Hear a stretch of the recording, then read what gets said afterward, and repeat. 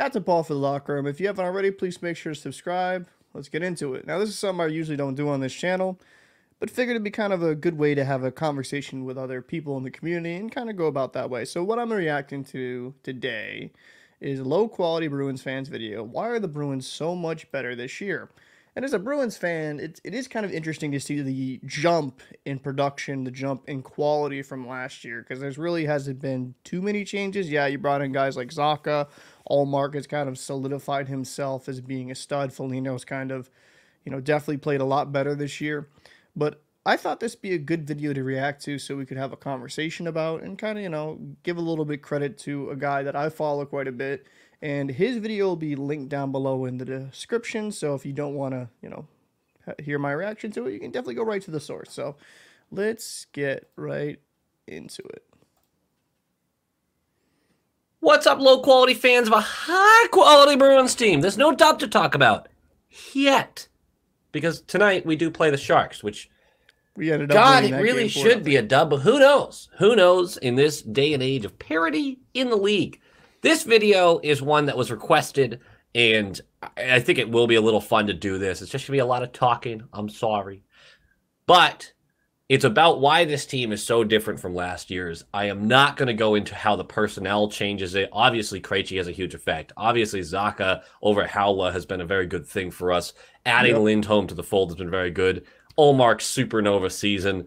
Like, these things make a difference, a huge difference, and we know that. If I made a video telling you that, you'd go, well, yeah, duh. So I'm not going to waste your time with that. I'm going to mention 3 different things that, to me, play major roles in why this team is performing at the level it's performing at and how that's different from last year. 3 major things. And the first one is one that we've talked about a few times this season. A few times. Allow your players to try and to fail. To try and to fail. That's an interesting Montgomery came in and obviously changed the systems. But he also changed the attitude quite a bit. There are 2 ways to be a great team in any national sport, in any top-tier league, right? If you are going against the other 1%ers at your positions, then you have to find a difference somewhere. And there's 2 ways to find that difference. One of them is great team chemistry. Fantastic team chemistry. Yeah, the Bruins have had that for years, in my belief, and I don't want to focus on that right now. No, this year I want to talk about individual excellence with support. The way I like to explain this is basketball terms, because that is how basketball, the NBA at least, is played right now. With European teams, you see them build fundamental, strong teams. Greg Popovich was well known with this with the Spurs. Fundamentally strong teams that work well together. The chemistry is there. But in the NBA, no matter how good your chemistry is, no matter how great you are at knowing where your teammate is, the current San Antonio Spurs are not competing with Jason Tatum and Jaylen Brown. They just aren't. In a 7-game series, fuck off. It's not happening because the individual talent plays such a massive role in the NBA. That's not what hockey's about, though. Low-qual, that can't be the answer, because the NBA is 5 players at a time on an open court, which they just have massive effects on each little thing. One player changes the entire layout. So I'll pause it here because there's some... I think I understand where he's going with it. I'll let him obviously expand this point while I keep watching the video. But hockey and basketball are completely different sports in the aspect. I feel with hockey, it's far more team-oriented. Like with basketball, if you have 2 superstars, you're pretty much golden. You're going to either go on a deep playoff run or you're going to win the whole thing. For letting them cook, and this is the one thing I do like about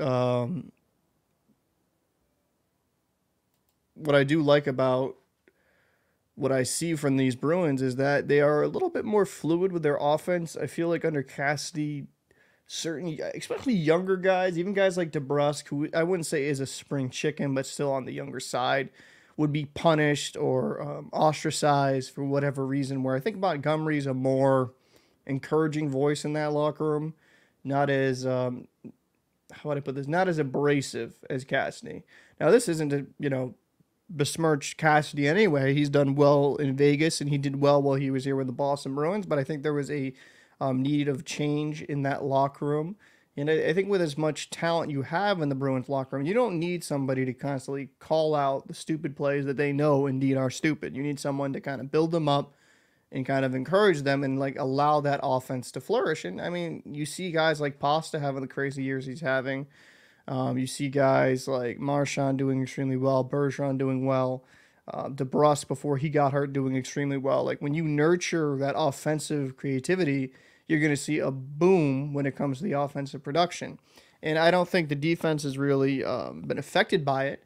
I think you're actually having the defenseman being far more active. Like Clifton has looked like a completely better defenseman in this system because he's allowed to be engaged and more involved in the game. And I think that's benefited him. And when you have guys like McAvoy and Lindholm on the back end, you want to encourage those guys to use their offensive side of their game instead of just being stuck as a stay-at-home defenseman. That worked for the Bruins for years, right? Like when we had our cup run with like Chara, Seidenberg, Ferentz, like we had McQuaid, Boychuk, right? Boychuk, I believe, was on that. Yeah, I believe Boychuk was on the team at that time. He was traded to the Islanders after that. But like when you had like some really good defensive D-men, and that's all they did, that's fine. But I think with this iteration where you have defensemen that are far more offensively talented with Lindholm and McAvoy, and even Clifton, you let them cook and you let them do their thing. So, that's definitely kind of a good point. Landscape. And unless you're a top 4 player in the league in the NHL, one player can only change a team so much. We're seeing that with Gaudreau and the Blue Jackets this year. Massive acquisition, barely moves the needle. In fact, I think they're worse this year. Actually, I'm pretty confident they're worse this year. But Montgomery took a system of already talented players and basically cranked the heat to 11 on allowing players to do what they want to do on the ice. There is no punishment, benching, media lectures, any bashing like that for attempting to create offense and failing. No, what he does drop the hammer on is lack of effort, not supporting your teammates on those creative outlets of them trying to create that offense, or giving up on opportunities too early. But I have yet to hear him hammer someone on a failed attempt to create offense. There are dumb plays. That's going to happen, especially with a system where you go for it. Sometimes there's going to be bad turnovers, which we're going to talk about. But the lifting of the weight of structure, and all of a sudden being told, no, go create, creativity, support each other through these roles, and the lack of punishment for failing in those regards has clearly made a massive difference, mostly to the depth and to the young guys. And obviously that plays a huge role. So we removed that safe play burden from the team. Now, the negatives here. Pasta, his turnovers are way up. Everyone sees that. And people are very adamantly complaining about it. I see it in the comments. I see what you guys are saying. You're not wrong. It's frustrating. He should eclipse his previous season high, which was 90 giveaways. He should beat that by like game 60 probably. That was in 2018, 2019. And he should be well over that this year. Ton of giveaways. I see why that's frustrating. But look, the team as a whole, Marchand is at his highest turnovers per game in his career. Same for Krejci. So is Frederick. Hall and Coyle are likely to hit near their career worst in giveaways. Hall did have 1 year in Edmonton where he hit 100 giveaways on the season.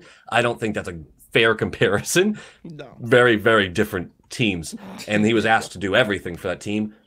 Much like Pasta is asked to do quite a bit for us. Pasta should very easily eclipse 100 this year, I believe. So what I'm saying is turnovers are up across the board for players on the front-running team by a long shot in a year where scoring is up and defensive numbers haven't looked this bad in years. So why all of a sudden are we giving the puck away a lot, which you would think means good defense against us? We're the highest scoring team in the league, by the way. You would think there'd be a big negative there, that the defenses wouldn't be able to handle us, which they can't. It's because Monty wants you to attack. Yeah. That's it. All it is pressure, pressure, pressure. Win the one-on-one matchup. It creates a 5-on-4. 2 players do it. It's a 5-on-3. Valid point, Monty. And under Montgomery's system, far more attack base, far more high pressure. Like I was bringing, like the defense would get activated far more often. I will say this, and it's the only thing I will push back on the Pastrnak part.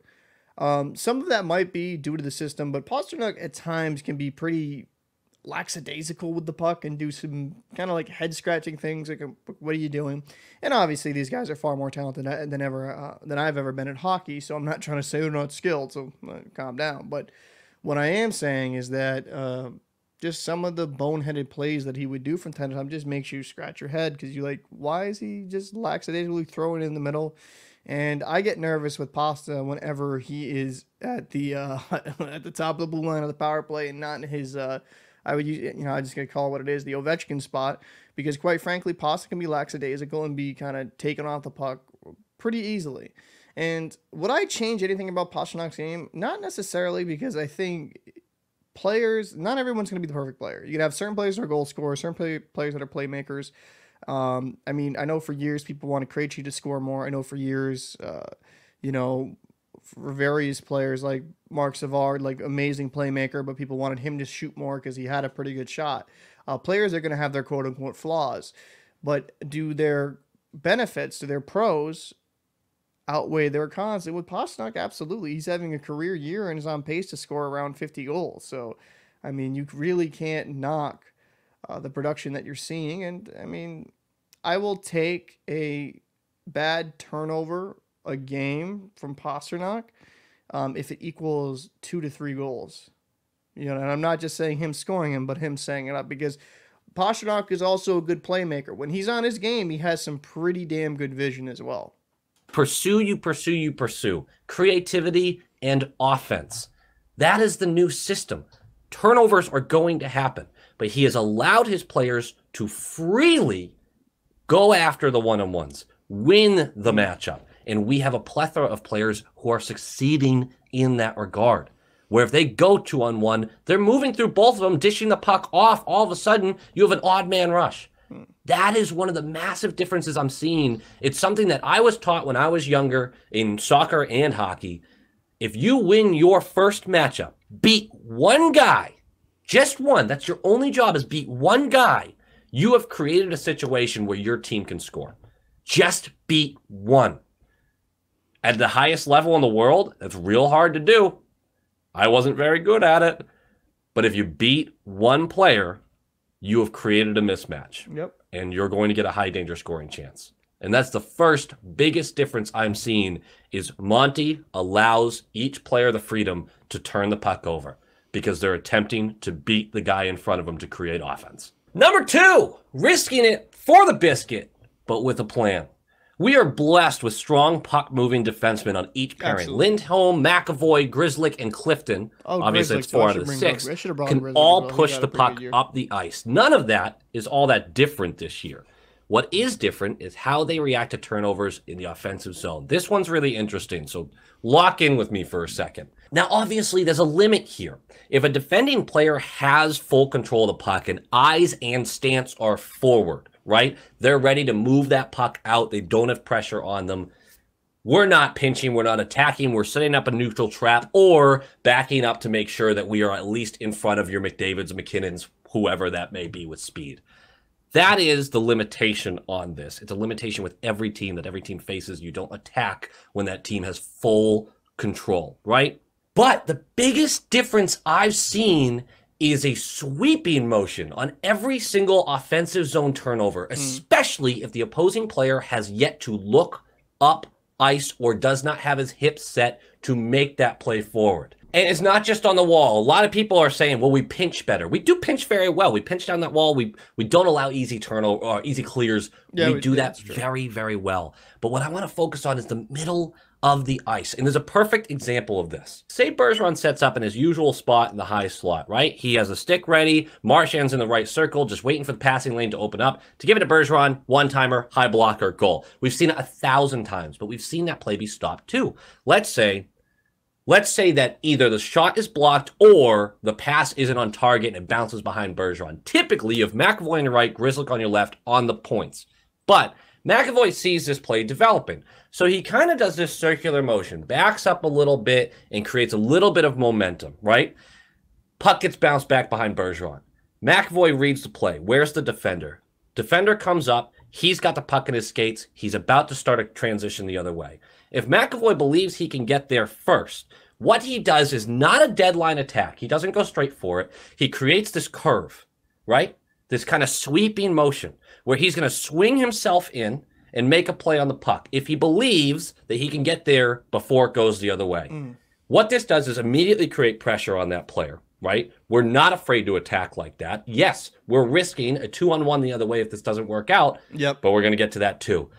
McAvoy comes in, smacks the puck down the boards. We stay in the offensive zone. We've had so many goals scored this way this year, right? It doesn't work out. McAvoy sees that the play is developing too fast.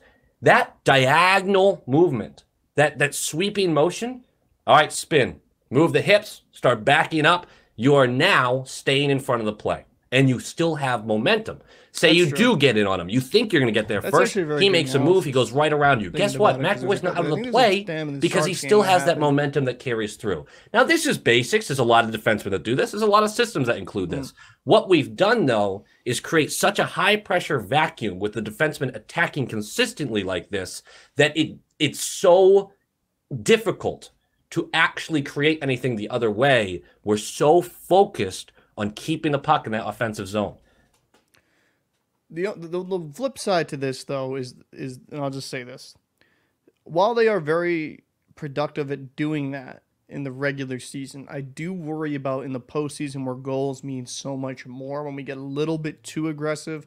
Because I've also seen, yes, it's worked quite a bit this season, but I've also seen where we've had one of our defensemen activate, try to keep it in, and then he misses or swings and a miss. And even if he's going with that sweep, so it kind of allows him to pivot and get into, to try to stay in front of him.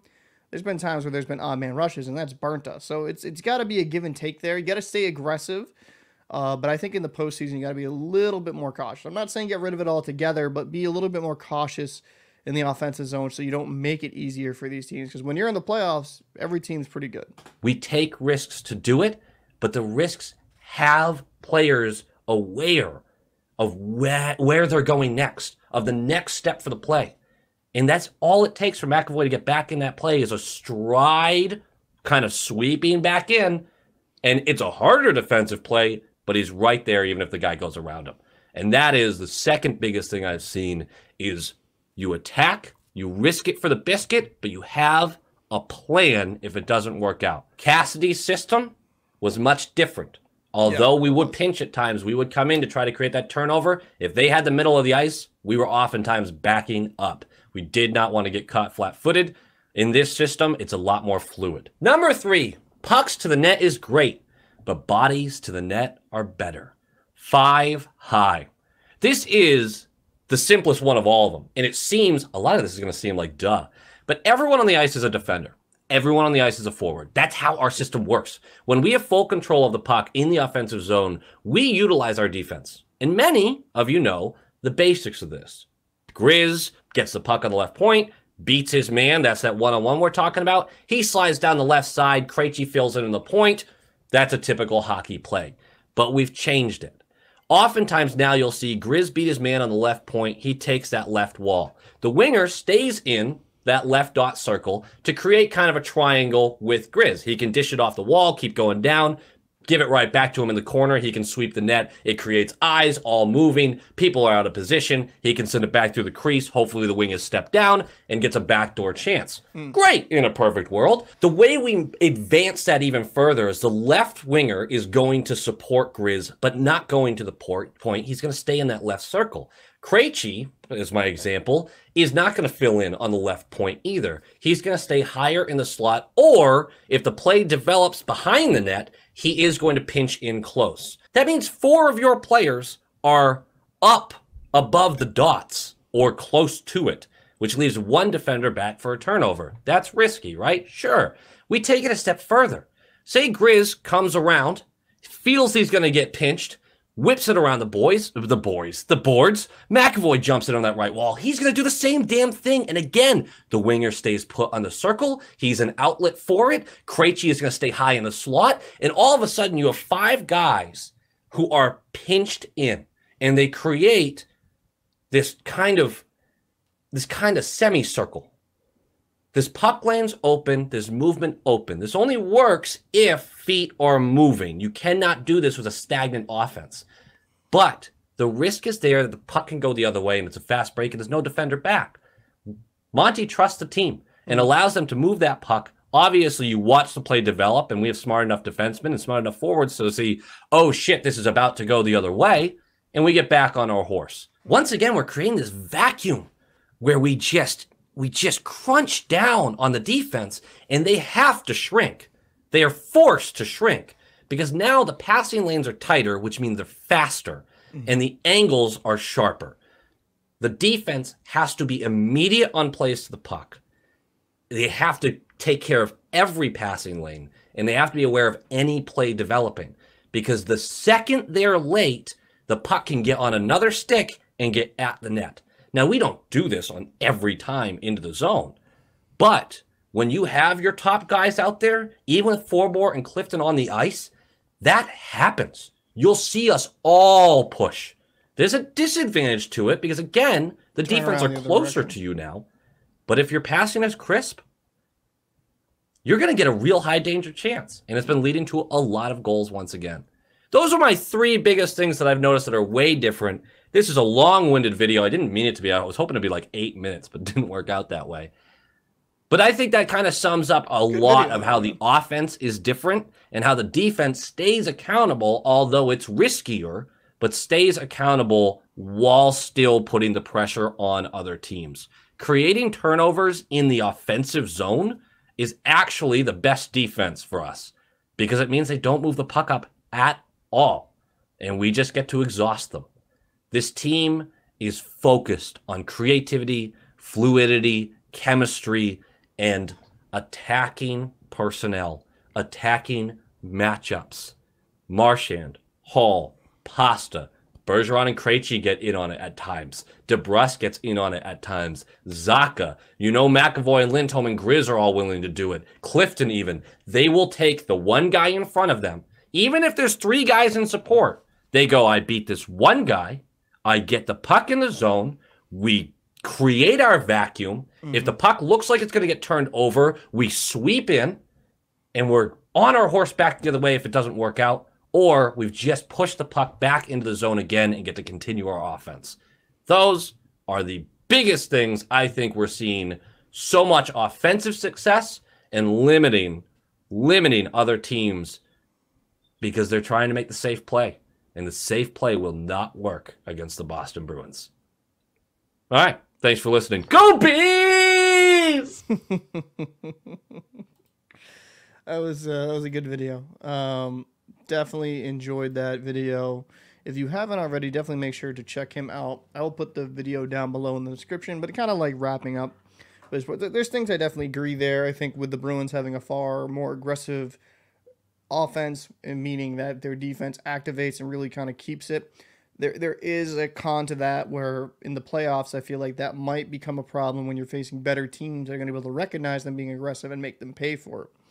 But, I mean, I can't complain with the production. I can't complain with how good they're doing. And, hey, who am I to say? Maybe in the playoffs this works extremely well because you're constantly keeping pressure on the other team and wearing them down, which is what the Bruins have done this season. The Bruins have one of the most talented rosters in the NHL, and I think that's what allows them to do this system because they have extremely good top 9 and a solid fourth line, a very good top 4 D pair, and then a really good solid bottom 2 on the Bruins. And the goaltending with Ullmark has been great, and Swayman has bounced back and done really well. Last, I would have to say, 6 to 7 games, he's really kind of turned it around, which is good to see. You want to see that from your future in net. But I'd be interested to know what your thoughts are. What did you think about this video? Do you think the Bruins, do you think this is truly the 3 reasons why the Bruins are so good? And like I said, if you haven't already, please, please, please make sure to subscribe to Low Quality Bruins Fan. He brings a lot of great after-game reactions, really great content. I'm Captain Paul Falakram, and I will see you in the next one. And also, before I go, if you enjoyed this video, let me know. I'll do some more reactions. I'm not going to do them all because I still like making my own, but maybe once or twice a week. Take it easy.